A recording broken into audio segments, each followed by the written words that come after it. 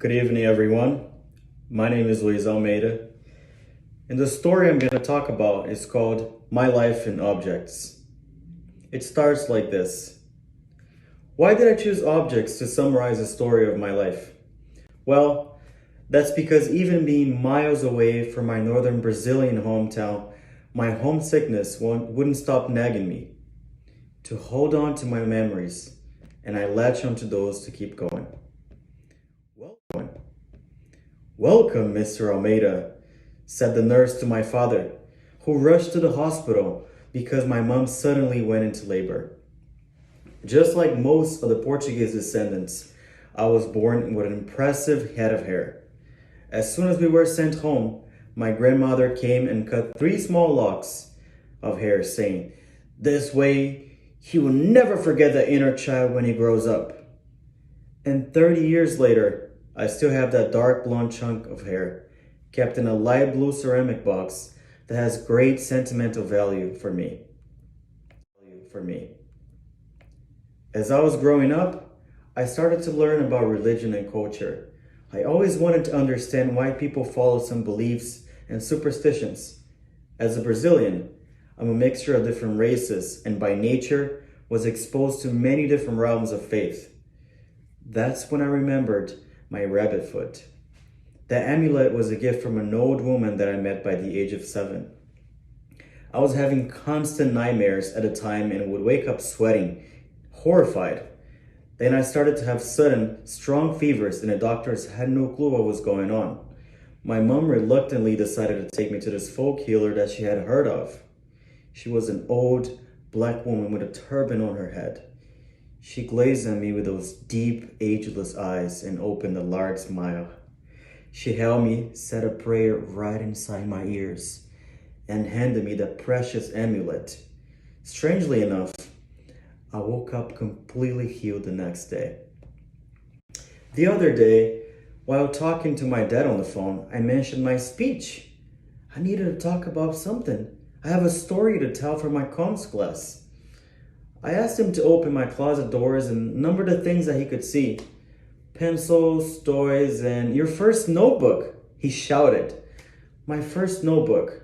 As a 10-year-old kid, I've always loved to write to my future self, create imaginary stories and characters that I would meet and countries that I would visit.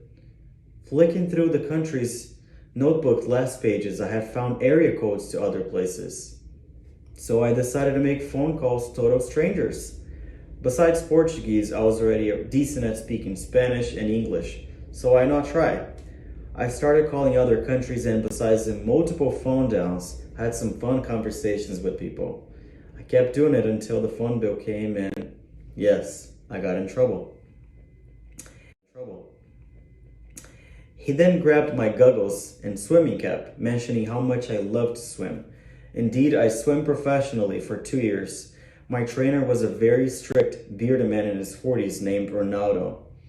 I would feel intimidated by him in the beginning, but there was a lot of patience and wisdom behind his resistance to smile. That advice on discipline and persistence are safely kept with me until these days. As I'm piecing the story together, I remember going through these old memories and writing my first essay in college. That was a late Friday night, and when I noticed my feet starting to feel heavy, I realized that it was almost too late to be in the library. Well, I still have to walk home with those heavy boots. Oh, the boots! The past days have been so rainy, I thought to myself as I had to avoid stepping into puddles. My old brown boots were brought in a southern Brazilian city known for its rainy, weird weather. My major required me to move to that place, and the pair of boots was one of my first acquisitions, advised by a local. I was close to graduating there when I took a leap of faith and applied to an engineering program overseas. The transition to the US has been as challenging as it gets. Fortunately, my boots, my early journal, my amulets, and my hair locks are kept with me and have kept me company along the way. Those helped me deal with different people, faced language barriers, and find out that my roommates had no sense of cleanliness. Well, that was a bit tough, I have to say. Getting out of my comfort zone, though, and leaving my nest was probably one of the most rewarding and frustrating experiences I've ever had. But it pays off eventually, I tell myself, opening the window to let the air from Appalachia freshen up my room. The wind is whistling in my ears, and like a lullaby, I fall asleep. Oh, it's not May 2021.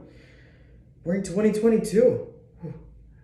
Daydreaming, I realized the wind whistle allowed me to travel in time, all the way from Pennsylvania to New York City's noise. It's noisy streets, ambulances, and car horns. Remembering those objects was a meaningful journey to my past and to all the lessons they brought me.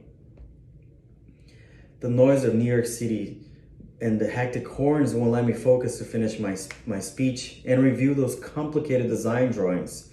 And I have a deadline.